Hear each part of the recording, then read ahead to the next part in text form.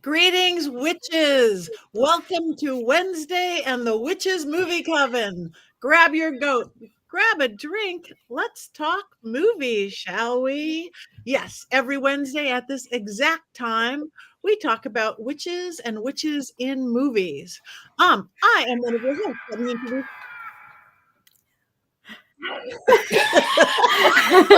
Ghost cackle. This is fabulous. I've got so many plushies here. If I get another one, I'm going to be eaten out of house and home, is all I can say. I am Patti Negri. I am one of your hosts. You might know me from The Witching Hour, my regular podcast, or from my show Ghost Adventures, or all my YouTuber stuff. But I am thrilled to be a part of this coven, the Witches Movie Coven. I'm one of the proprietors of University Magicus, one of the co-owners of Paraflix, and let me just pass this on to, let's go to Richard-Lael next. I am Richard-Lael. Richard-Lael is one name, not two. If I were just Richard, I would be a... That is right. I am known as the Gentleman Psychic. I'm a psychic and a medium. I used to be a psychic and a small, but I gained some weight. What puts me aside from all of the other psychics that I work with is that they're all love and light or doom and gloom, and I am a happy medium. With that, I am known also from Ghost Adventures and from University Magicus, but I'm also known for a lot of other things, including Anthony Padilla, and I go viral on TikTok ever so often with a little video clip of my voice. I am, as I said, a psychic medium, but I also host things here in my home in New Orleans. So that is what I do. Thank you. Let's move to the one and only Heather Greene. Hi, I am Heather Greene, and I am the author of Lights, Camera, Witchcraft. It's the critical history of witches in American film and television. It's the only massive guide to all things witchy in American movies. And I am also a journalist covering all kinds of things occult and witchy in the media, and as well as an author. I am an author at Llewellyn, but I'm also an editor, acquisitions editor at Llewellyn Worldwide. And I get to work with so many wonderful authors writing all kinds of witchy and occult books. So I'm surrounded by it, including Patti Negri's upcoming book, Dollcraft, A Witch's Guide to Puppet Magic and Haunted Dolls. Who knew you would write that book? You did. Yes, that is one of my wonderful books that I have worked on as an editor with a wonderful author as well. Thank you. And you did the foreword. I did. I was honored to be asked, and I did. So thank you for asking me, Patti. Oh, of course, there could be no one else. And when you just read the foreword's like my favorite part. I like your tea party story, the doll tea party. It brought me back. I love that. I'm waiting for a haunted tea party with our dolls. We're going to have haunted tea parties across America, I think. That's wonderful. Anyway, if you guys do not have to adjust your screen, if you're thinking that Jason and Courtney look a little bit different, they unfortunately cannot be with us, but we have two fabulous fill-ins. Let's move over to Tabitha. Tabitha, you may have recognized her a few times before. Hello, I am Tabitha Meadows. I am a medium and psychic, and I am happy to be here with you all on this full moon right before Halloween. Perfect. Halloween. I like that. Thank you so much. Great to have you back. And dear friend of mine, an amazing Scarlett Amaris. Tell us who you are. Thank you, Patti. My name is Scarlett Amaris. I am a screen and television writer. I've also started to direct music videos, and I have taught classes around the world on mythology and witchcraft. So I'm thrilled to be here again. Thank you. Thank you. Thank you so much. We are thrilled to have you both, as is Willow, my dog, barking upstairs, who was quiet all day until now. This week's movie, we want to thank Robert, who's one of our biggest listeners and hanging out, Robert Hicks, for this movie, Wonderwell. I don't know if we're thanking you or not. We're going to wait till Juan's up or Juan's down on that. But this week's movie is Wonderwell. 2023, amazingly, because Carrie Fisher is in it, and she died many years ago. 2016. She died 2015. 16. But just in case somebody didn't watch it this week, we hope you did. But just in case somebody didn't Richard-Lael, do you have a completely unbiased synopsis of this film? I do have. It sounded like there was water running for a second. Okay, well, that's good. Okay, well, since we are on the topic of Wonderwell, Robert, I love you. You are so wonderful. I am going to delicately put this. This is a film about an American family who take the Lolita Express and they end up on Epstein Island with their 2 teenage daughters. And while on Epstein Island,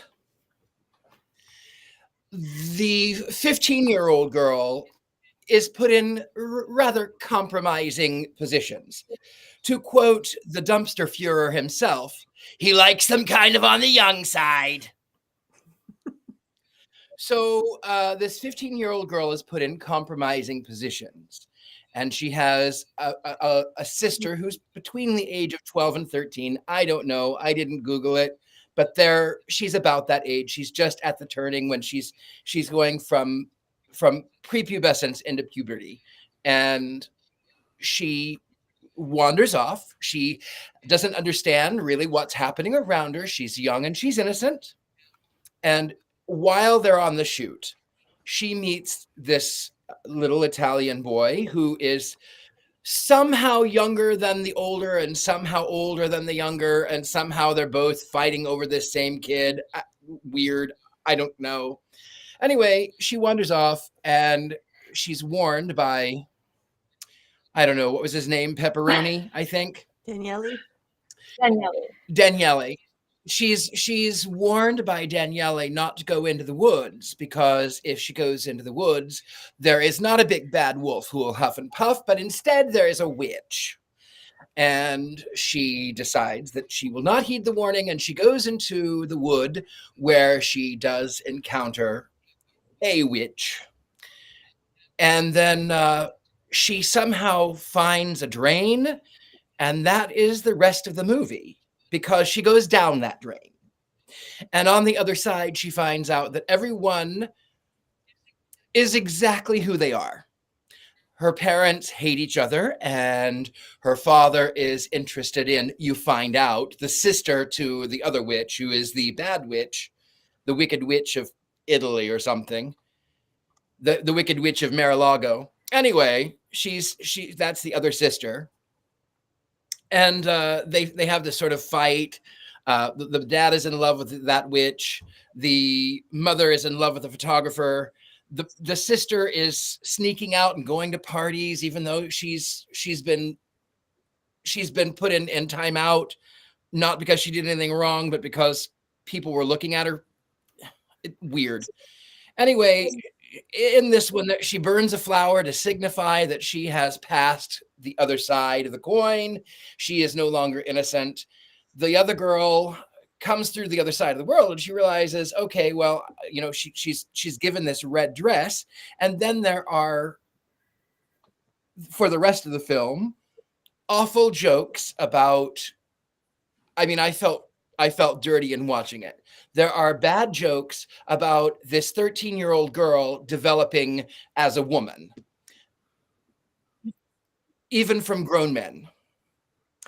And then at the end, of course, you find out that she has become the witch. She defeats the Wicked Witch, and she becomes the good witch, but she's still on the other side, and she still is in love with what's his name, Daniele. Her sister is somehow now wanting forgiveness, but still dressed like she is.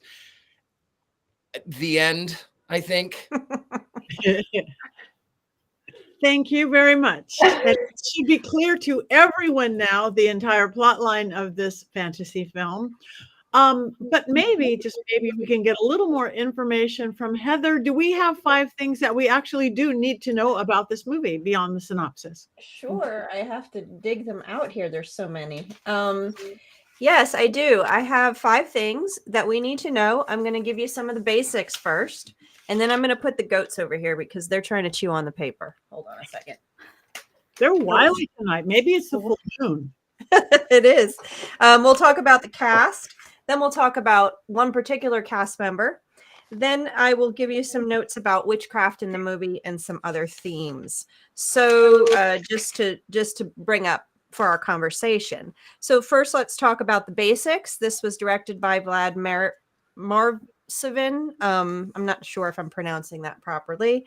Produced both in the it's an Italian-American film, meaning both of the industries were equally involved or were involved. So it's not just one or the other. You had both, and it was filmed in Italy. So a lot of the crew were Italian. It was filmed actually in Tuscany, which you can look at the backgrounds, or that's really nice. If you've ever been to Tuscany and the old medieval villages there, they're beautiful and wonderful, and they look like that. San Gimignano is one of the ones they filmed in. They also filmed in Rome. They began filming in 2016, which is why you have Carrie Fisher in the movie. Much of the filming was done then. And then due to technical issues and COVID and a number of things, it got pushed back and back and back and finally was released in 2023. So this is one of those films you'll hear me talking about, how when films get delayed for various reasons, that is sometimes not a very good thing for a film to have so many delays. Of course, COVID was part of this one's problem. It took 8 years to get it released. It finally came to the screens in 2023. It is also based on, based on a short story by William Brookfield, who actually wrote the screenplay as well, adapted it. And the original short story was called Drainhole Dreaming. You heard there is a drain hole in the movie as well. So those are some of the basics that just kind of laying that out. Let's talk about the cast now. So the cast filled with people you recognize probably, right? I am going to skip one cast member because that's going to be number 3. This movie though was sold, and I keep losing there we go. There, you're back. I keep losing my screen. This film was billed that it was going to do well for two cast members, Carrie Fisher, who we'll talk about in a minute, and Rita Ora, who is a pop star, big pop star. You may have seen her on some, and I wrote down some of the shows she's been on. Where is my cast? Well, I probably didn't write it down over there. She's been on The Masked Singer. She's been on The Voice. She's been in a bunch of movies, and I wrote some of them down. What's really interesting, I thought was funny, she actually had a bit role in Harry Potter and the Prisoner of Azkaban. She was in the back at some point. She's not credited. She's just in the back. But she's been in a bunch of movies, and I have them listed on some sheet of paper that I have misplaced. But she has been around, so you may recognize her. But it was her, as well as Carrie Fisher, that they were hoping would bring in the money. Other actresses, you have Kira Millward. She is listed as not being in anything else but this movie. She's the 12-year-old girl. You have Megan Dodds. She was in a bunch of TV shows. You may have recognized her from CSI House episodes, all those 2000 TV shows. She's been in other things. A movie that I recognized on her list was Ever After, if that's an older movie from the 90s, I believe. Vincent Spano, might recognize him. He's been in a lot of stuff over a period of time. Nell Tiger Free is someone who you may recognize from Game of Thrones. She was actually Myrcella, the daughter of the Lannister daughter that got sent off to Dorne halfway through, I think, season 3 or 4. I'm revisiting Game of Thrones right now, so it's in my mind. But she is that daughter. She was in the Omen movie, the latest Omen movie, and several other films.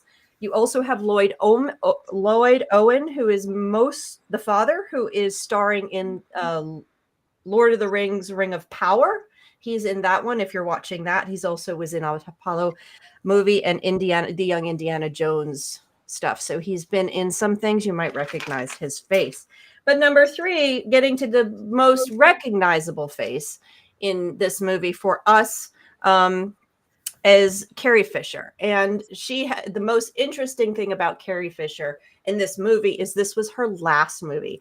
And there's been several witch movies that we've watched or are going to watch where we see it, they're the last movie of the actress. And it's really interesting, or actor, and it's really interesting to actually see these. What is the last thing they did? This was the last thing she did. And as one reviewer was talking about how often the last movie an actress does is not necessarily the one you want to remember them for. So that would be the case for several of our witch movies, and I'll pull those out another time. So this is Carrie Fisher. Of course, she was the daughter of Debbie Reynolds and Eddie Fisher. Debbie Reynolds, it was a witch in Halloween Town. You know her from that, or there she is. So of course, this is really nice to see daughter replaying a similar type of crone witch character. So that's great. We love Debbie Reynolds as movie junkies. And she is probably best known, however, for Princess Leia, which was not her first acting on the screen performance, but it was very early. And I don't think she ever really fully shook that character. Star Wars is a behemoth when it comes to fandom. So she is and will forever be Princess Leia to many, many people. Loved. She was also an excellent writer. She did screenwriting. She was in other movies like Blues Brothers. I don't know if any of you guys remember her in Blues Brothers. She was a crazed girlfriend or ex-girlfriend.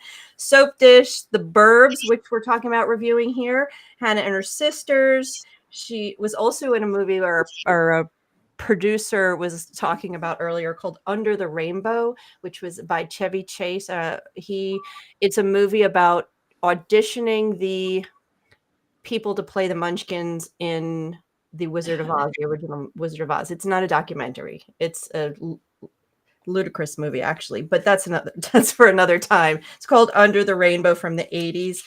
And she's been in a ton of little bit parts, but really most people know her for Princess Leia. And you know, that was such a behemoth that she never really could shake that. And that is okay by me. So that's number 3.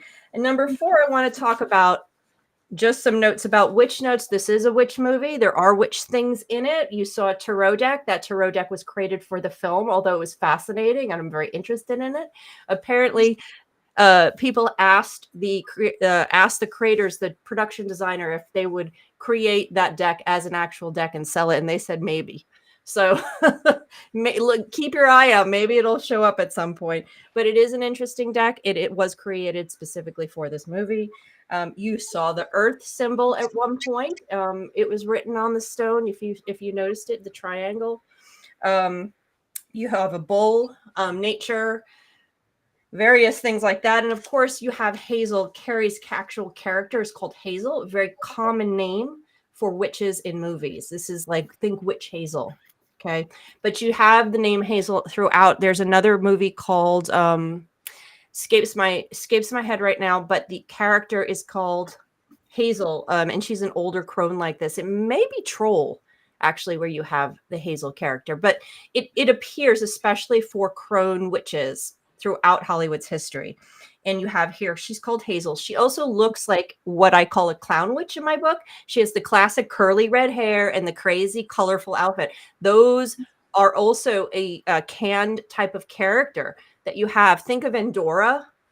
She's right out of Endora's book. She's not as funny as Endora, but she's in that design, and you have that throughout Hollywood as well. That's one of the standard characters, especially for crone witches. They usually are imparting wisdom. They're a little bit different. They challenge. They make you become who you want to become. Sometimes funny, and that is pretty much it. Kind of abandons the whole witch thing very quickly. So that's all you really get. And then the themes you have in this movie are interesting. There's a lot of symbolism.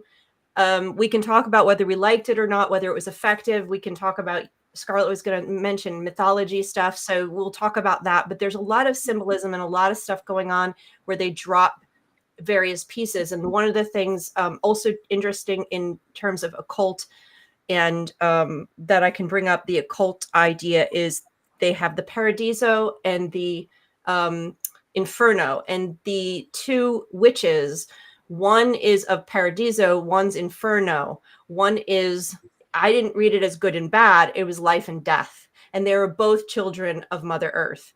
And so you have this kind of symbolic setup that feels very pagan, feels very witchy.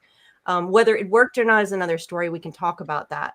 And what they did with it, whether we liked what they did with it. But you have these little pieces throughout that sort of suggest coming of age, another typical witch theme that we have in these movies. You have these themes that sort of work their way through sometimes, whether they're effective or not. Again, we can discuss that, but that's what I have for you.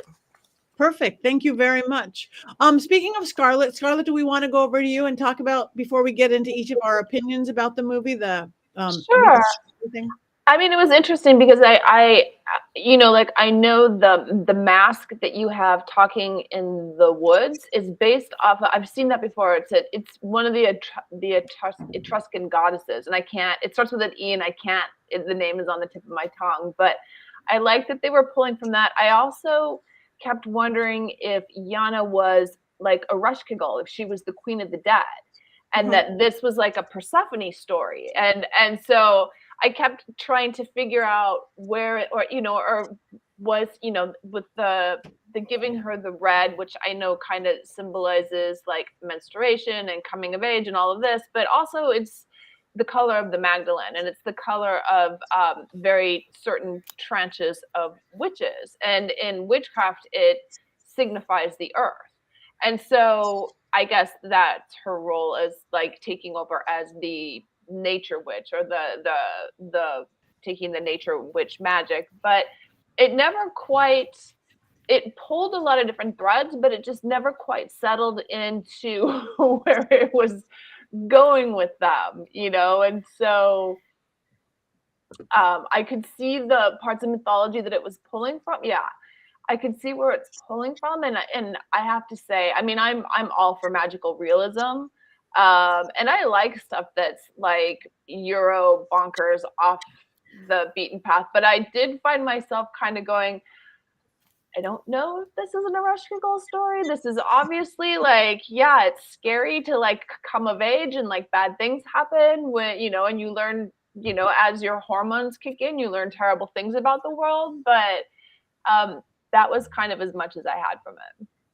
Can I just jump in here? The whole thing, trying to figure out the two characters and the relationship, the two witches, and you were trying to do the same thing. Like, who are they exactly? What is they call themselves sisters? They're obviously daughters of Mother Earth, we learn. But what I found interesting is they wanted them to be friendly to each other, and sort of like part of it was like they were paralleling them, like life and death, and you could see that. But at the same time, I was like, wait a second, the scene where they sign the contract and it's Italian, don't worry about it. Yeah, that's suggestive of that she's the devil. Yeah, because that's signing a pact with the devil. So they kind of add that little piece in there. Yeah. And I'm like, okay, she's evil. Is she evil? Is she not evil? Because if she's just death, she shouldn't be evil. She should just be the counter to life. And then they kill her at the end. But then they also have her in bed with the other daughter, and it's incredibly suggestive. And so it was a little like, okay. They also have this great scene at the end that I actually really liked, and that's her death scene where she gets covered in the shroud and all the white flowers, and then they become the moths. And that's taken directly from a comic called Slania the Horn God. So that's from like a Celtic mythology. I remember those panels because they're so beautiful, and it was fantastic and to see that like actualized. And were those flowers, they looked like Lenten rose. They looked like Hellebore, thank you. Yeah. I have tons of them outside, which is according to one of the books that I have worked on, is a flower of Hades. It is. So it has a death thing. Well, she can't be killed. So what happened to her? Yeah. Well, I have an idea on that, actually. Also used in flying ointments. My latest script is called Hellebore. That's how I know. But yeah, it's one of the ingredients in flying ointments too. Well, I have a theory as to what happened. They didn't actually kill her.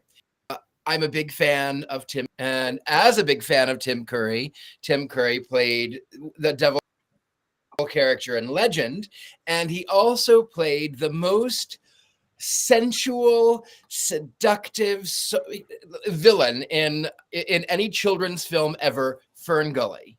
And so she gets locked into a tree. And if you remember from Fern Gully, when all of the saws come through and they cut down the tree, and then he sort of is just this ooze that comes out, and he sings about it's for all of those years being locked up in a tree. And he talks about slime beneath me, slime up above. And then he sings about toxic love. I feel that maybe she did die. Maybe she's just locked into a tree. This is the prequel. Well, yeah, because I don't think she died either, because what I saw happen was that all the vines started going through her. She changes into the flowers, and then all of a sudden she bursts into all these, what looked like to me, these white butterflies, which again, butterflies are symbolism for death. So so and they dispersed, like, it's a transformation into something else, and they were white. So did she she had on black clothing, the flowers turned white, the butterflies were white. So maybe they're moths? That would be nice too. They could have been.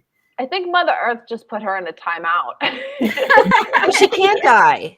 And they said that right at the end. She said, you can't die, because she's death, because that's who she is. She's death. She can't die. So.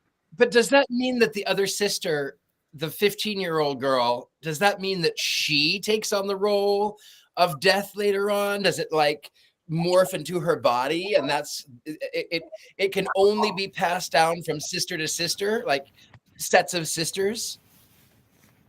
The Paradiso and the Inferno. That's in part it can two. only That's be interesting. That's interesting. That's the sequel coming up. Yeah. I hope there's never a sequel. The musical. Wonderwell, the musical. Starring Richard-Lael. Okay. Tabitha, what's your thoughts? So I feel like it was, I saw someone write somewhere that it was beautifully frustrating. And I thought that was a very good synopsis in 2 words. There was points where, like, it was like every 15 minutes I would look at my partner and say, what is going on? What are we watching? And it was like, what in the ayahuasca experience is going on here? Because everything's like so beautiful and wonderful, and I'm looking for the story with all these beautiful visuals. And let me tell you, I appreciate beautiful visuals, but when you're in a fantasy type scenario, I also want a story. I want to be able to escape in there with you. So something that I did kind of, that did come to the front for me, was that there was this one scene there that I thought was very beautiful, when after the Mother Earth, the butt plug in the middle of the forest. I'm like, oh my gosh, what is that? What is going on? And that's what it reminded me of. So I learned something new where that is. But anyhow, so after she goes to the Upside Down, there's this scene where the big sister is on the stairs, little sister and mom appears on the stairs. So the big sister is wearing black. Savannah's wearing black. And Violet, she is wearing red, and the mom is wearing white. So this, to me, felt like there was a little bit of old school tarot nod here with playing cards, cartomancy, where the hearts are cups. And let's see, she was wearing, Violet was wearing red. spades could be swords. The sister was wearing black, and the mom was wearing white. And there was a little bit of nod to the rabbit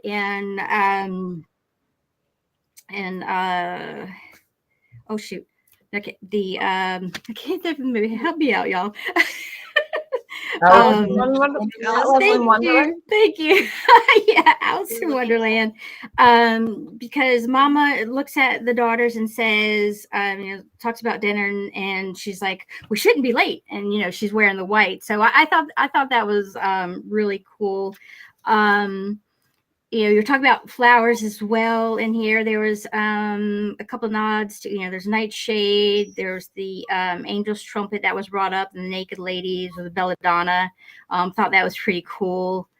The biggest thing is that, I just couldn't tell, where the movie was going. It would start with one thing. Like when it started out with the kind of like, it looks like Violet's doing her own kind of sweetener spell to, get her family back together. She's making these cookies and everything. I was like, oh, this is really cute.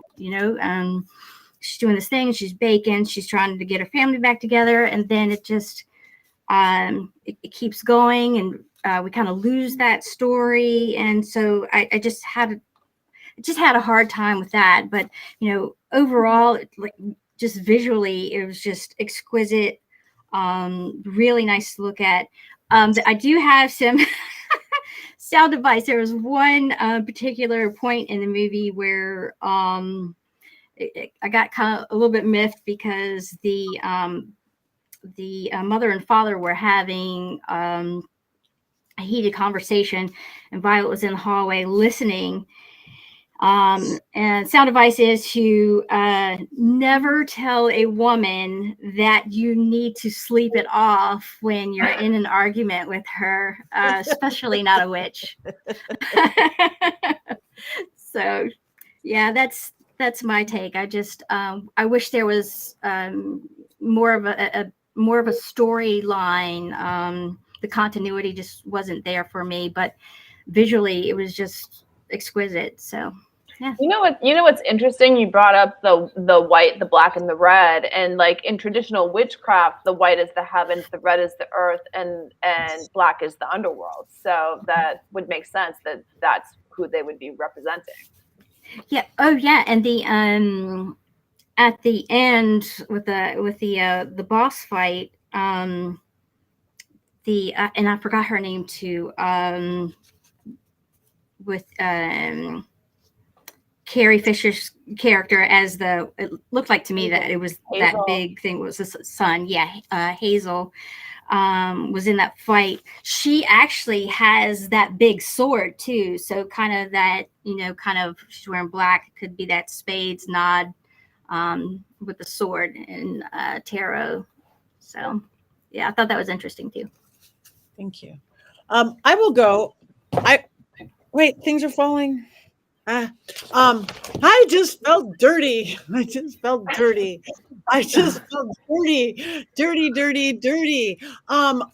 Part of it, I love, it was beautiful. I've never been to Italy, and seeing that makes you want to go there, and the fantasy and the flowers, it was great.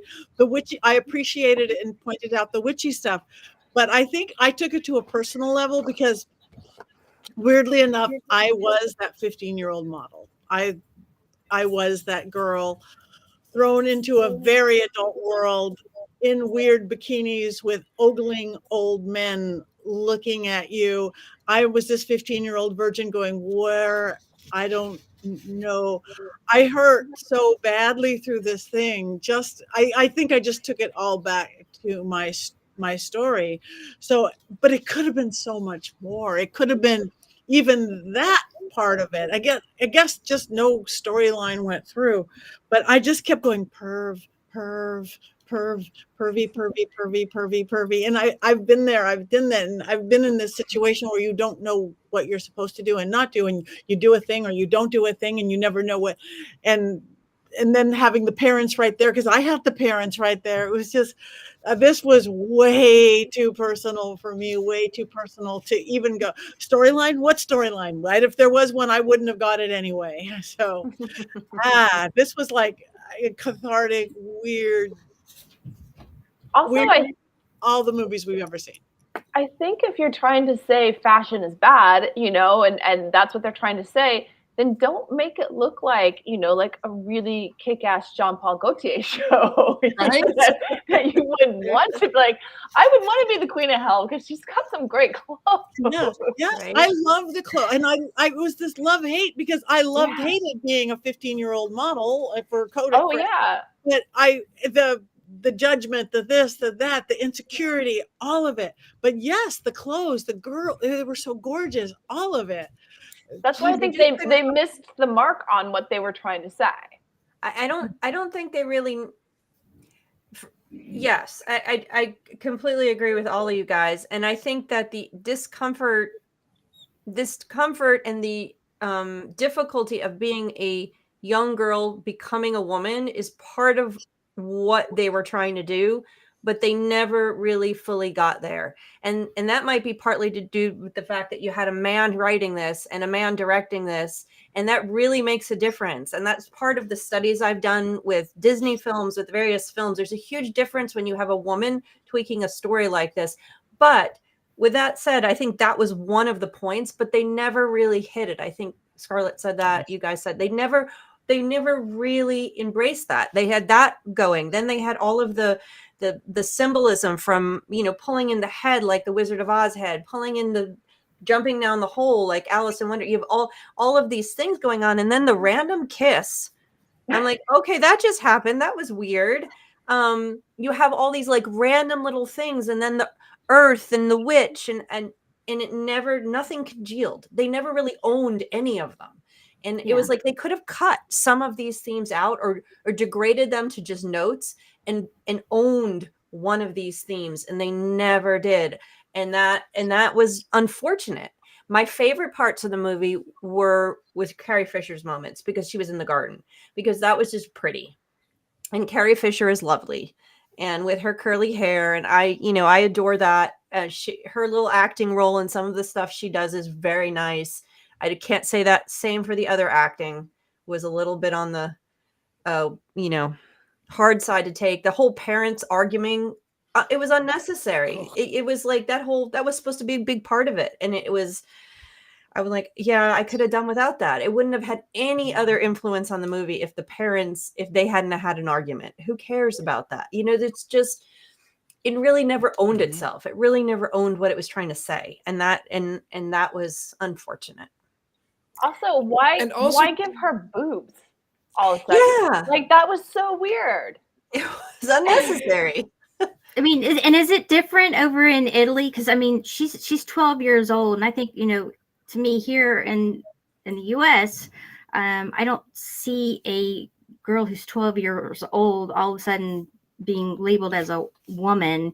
Even if she is going into 13, that's far from being a woman, which is what I took they were trying to do with it. And that's the part that didn't feel right to me, because she was 12 years old. I don't know. I must say that I live in Los Angeles, and I know 12 and 13-year-olds that are more experienced and knowledgeable than I am.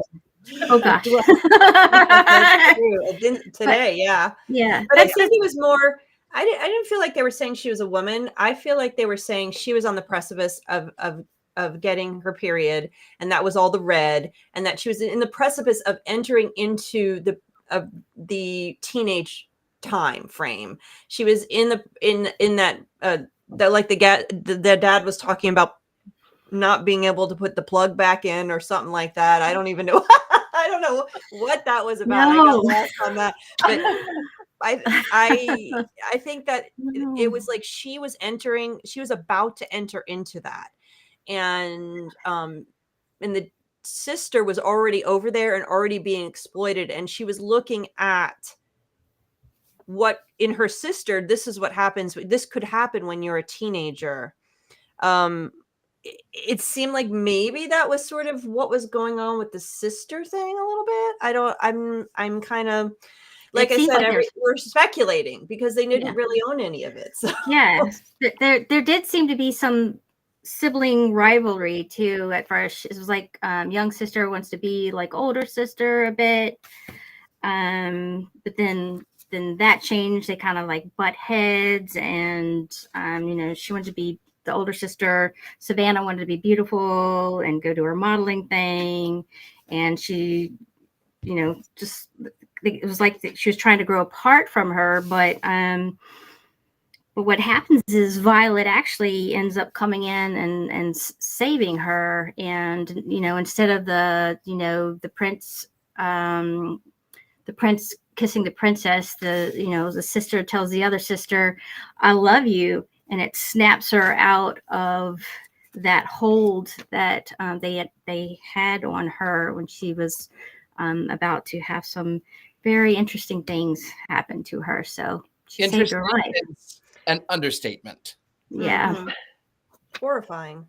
And Yes. I also was repulsed by that, but then also this girl, she's 12 years old. She's clearly a child.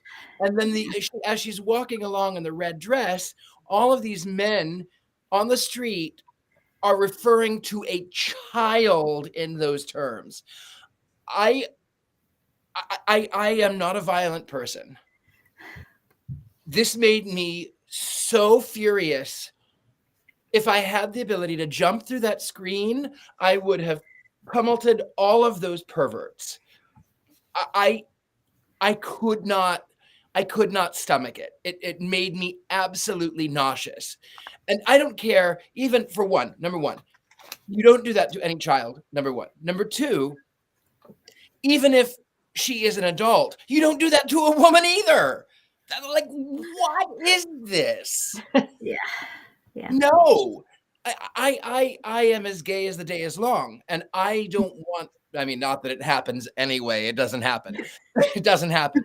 But I wouldn't want people to do that kind of behavior to me, and I wouldn't do that kind of behavior to anybody, male or female. I just don't. I cannot understand why this film thought it was acceptable. It's not acceptable. And it wasn't even addressed, and that made me angry. Mm-hmm. Mm-hmm. And then what was up with Daniele and his fighting with, you never really found out who his parents were, and then he was fighting with the thug, and the thug threatened to kill him or kill somebody. I was like, oh, that was just another unnecessary detail we didn't need to spend time on. Did he throw his motorbike in the lake or the forest? Like, did that happen? I wasn't sure. Okay. Yeah, he did, but why? And who is his? He calls her the He calls her stepmother. Yeah. So who's his dad? I kept wondering. I'm like, who's his dad? Wait a second. My dad gave me the motorbike. He said that. Yeah. But then the dad never appears. Again, these are details that you don't need. Extraneous, distracting, and then not focusing on the parts, the story that could have been told. And the interesting thing about them using red and trying to tell the story of a woman coming of age or a girl coming into teenage years, experiencing and coming to terms with their newfound power, which is all they had to do is make her a witch. Because I don't know what percentage, a very large percentage of witchcraft movies, especially teenage ones, Carrie, The Craft, all of this witchcraft is an allegory for that very moment, for that very time. They didn't need to do all the extra symbology. They didn't need to have men hunting them down and, you grew a pair of boobs or whatever that line was. That's so weird. What was that? Even the mom looks at her and is like, what happened? I know. Where did you get the push-up bra? I would have liked to have known a little bit more why the flowers chose her as well. Mm-hmm. Right. Yeah, that would have been nice. That you call, as a writer, you call dangling threads. These are all like dangling threads that just fly out in the wind. Yeah. And not only did the flowers choose her, but again, back on the point where at the end of the film, she's dressed in red, her sister is dressed in black. And if you go back to the two, Paradiso and Inferno, the one is dressed in red, the other one is dressed in black. So maybe that was what they were trying to do. And maybe this Daniele figure, maybe he doesn't really exist. Maybe he doesn't really matter. I don't know. Like he really is a useless character. He didn't do anything. It seemed like he was just used there for a little while to create more tension between the two sisters, because there was this whole thing. Did you kiss him?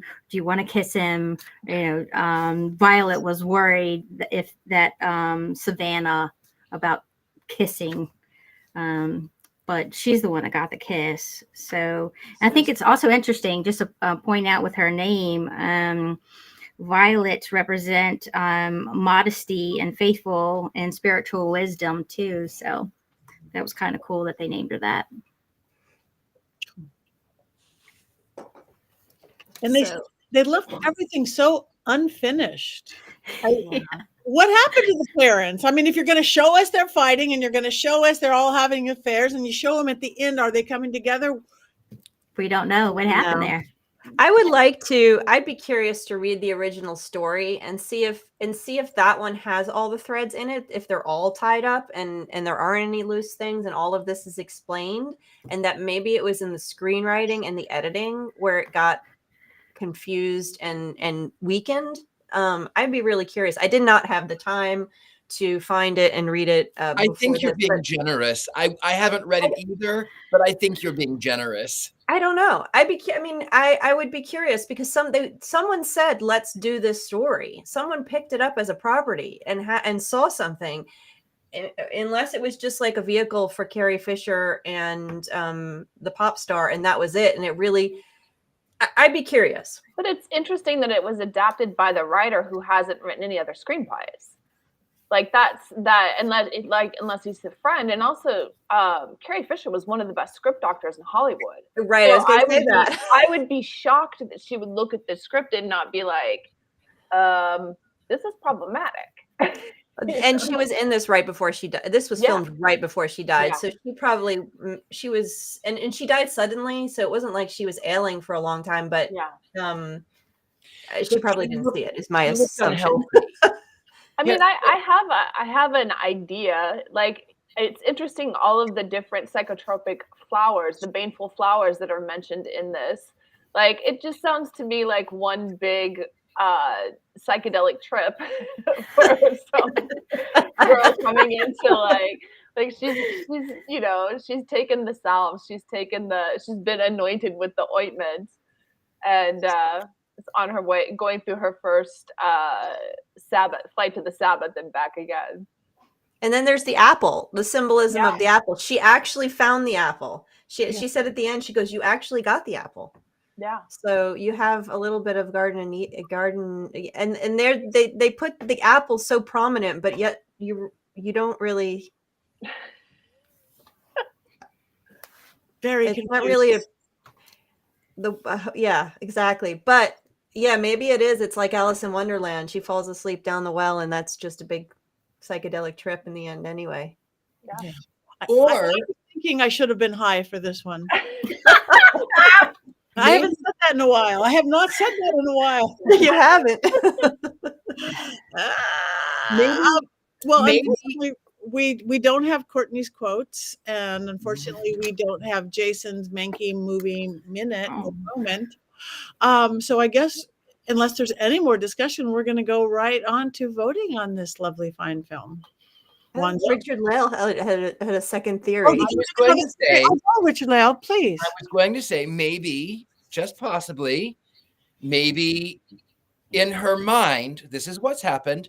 She realizes there are changes in her body. She's now jet lagged from flying to Tuscany. He goes into the woods with all of these belladonna and all of these things. She hallucinates. And when Schiaparelli, Andronelli, whatever his name is, when he pulls her out of the water at the end, maybe she's dead. I think she might be dead. I think that she got drunk on all of these plants, tripped and hit her head, and fell, and then was never heard from again. That's my theory, and I don't know that I'm sticking to it. I don't know that it's any better than the film itself. I kind of like that theory. I mean, how else would you get eaten by what do you call the plant? Venus Venus flytrap. yeah, how else do you get eaten by a Venus flytrap? I gotta tell you, when she fell into it, all I could think of, those are like gastric fluids eating at her skin. I couldn't stop thinking. Feed me, Seymour. Yeah, exactly. It was Audrey. There you go. See, another thing. So we've had Alice in Wonderland, Wizard of Oz, some mythology you pulled in, and now we have Little Hot Shop of Horrors. Right. And in America, interesting. In America, you eat Venus flytrap. In Russia, Venus flytrap eat you. All right. So, instead of voting, we could pick a do ending. But no, I think we need to now vote for Wands Up, Wands Up. And that means all of you guys, now I'm sure we've inspired those of you who didn't see the film. You're going to run out and watch it, and you're going to do it for free, all sorts of places, amazingly. So just go watch Carrie Fisher. Yeah, watch Carrie Fisher. And it's pretty. I mean, the Italy is pretty, and the fantasy is pretty. Just go take a bath afterwards. All right. So Wands up, Wands down, and all you beautiful people in the chat room, we want to know you're voting as well.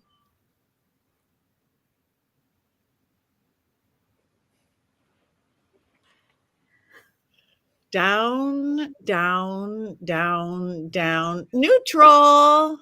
We got a neutral. Got a neutral from Tabitha. I could have gone 2/3, but I just went on because I was dirty. Kathy, Wands down. Anybody else? You're afraid of Robert?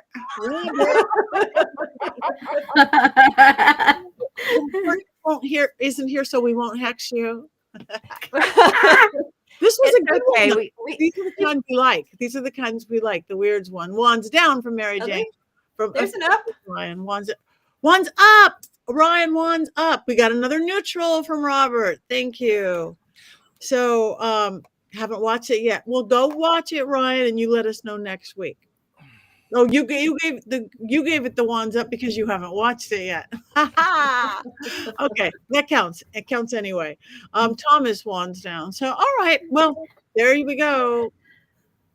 Wonderwell. And I actually watched Wonderwell by accident the night before, which is an equally ridiculous with fabulous people. Kate Winslet. So directed by Woody Allen. It's Justin Timberlake and Jim Belushi, and I'm like, where's the witches? I was going to say there's no witches in that. Where's the witches? Why is Wonderwell? Because Robert told me to watch Wonderwell.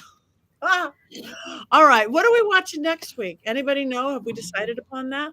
We are watching The Last Witch Hunter, and that's with the great Vin Diesel. I think it's 2013, maybe. Yeah. I can tell you already, I'm so looking forward. It's interesting. But yes, that's next week's film. I do want to share something real quick. I was watching a different movie last night. No, it's a TV show. It's a new TV show called White Lotus. I believe I want to say it's Netflix, but I'm not exactly sure what it's on. It's Max. It's Max. Okay, yeah. Thank you. So I was watching it, kind of interesting, but at one point, I think it's the third episode, the daughters are in the living room of the condo. Did you see it, Scarlett? Yeah, and they're doing the ritual to Hecate. Yes, so they're sitting there. Yeah. They're actually they have marijuana and a bunch of other drugs and various things, and they're doing those while the parents are sleeping in the main room, and they're in the living room on the pull-out couch. And the mom pops in, and they cover all the stuff up. And she says, "I smell smoke. What is that smoke?" And the one daughter says, "We're just doing witchcraft." And the other one says, "Yeah, we're making offerings to Hecate." And that was it. And I thought, how funny is that? Because the movie's not about witchcraft. The show is not about witchcraft. Nothing about witchcraft whatsoever. But there was like that one little thing. That is how prominent and that's how popular witchcraft and how mainstream it has become in our movies and television. That's the kind of stuff that I watch or pick up of in my studies. So I thought that was so interesting. So yeah.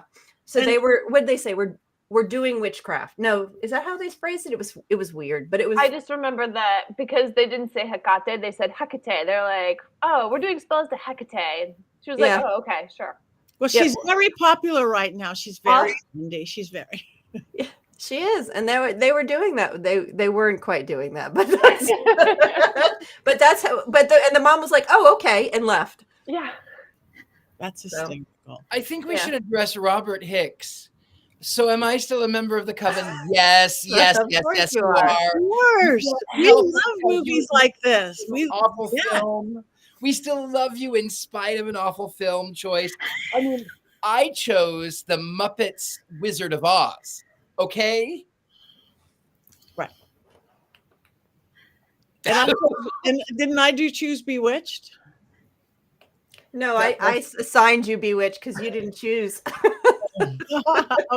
I didn't remember. I could have because that's my plane movie to go to sleep to. Oh, okay. Now you have a new one to go to sleep to. This one. Yeah, this would be a good one to go to sleep to. But so anyway, next week, Vin Diesel, we're going to watch The Last Witch Hunter. Anybody have anything coming up that they want to talk about? We have a couple of minutes left. Any events? No, it's quiet season. Go ahead, Richard. Leo. I'll be in LA. I'm actually trying to contact the airline now. I'll be in LA next month for, I don't know. It's my friend V Neal is a makeup artist and she's doing a vampire thing and she's talking with Father Sebastian. So I don't know, but it's next month. And for some reason, for whatever reason, I think I'm supposed to be flying to LA tomorrow, but I'm not. So I'm trying to book my ticket for next month because it's weird. Anyway, I don't know. Yeah, I know she's getting involved very much with Sebastian stuff because this week is Vampire Ball week in LA. We've got events every night. Starting tonight, we'll be at the Salon. Friday, we have a Babylon. Saturday is Bar Sinister's night. There's a high tea if anybody wants a Saturday day, and then the Big Ball Sunday. And I think V Neal will be there, but her big vampire thing is next month. Yeah. Right. But my plane ticket is for tomorrow, and I don't know why. Oh, because you want to come to this Vampire Ball too. Well, I would love to, excepting for the fact that I have a booking tomorrow morning, and I was going through looking for, what do I have tomorrow? I have looking at my schedule, the readings that I have lined up, and I was like, flight to Los Angeles?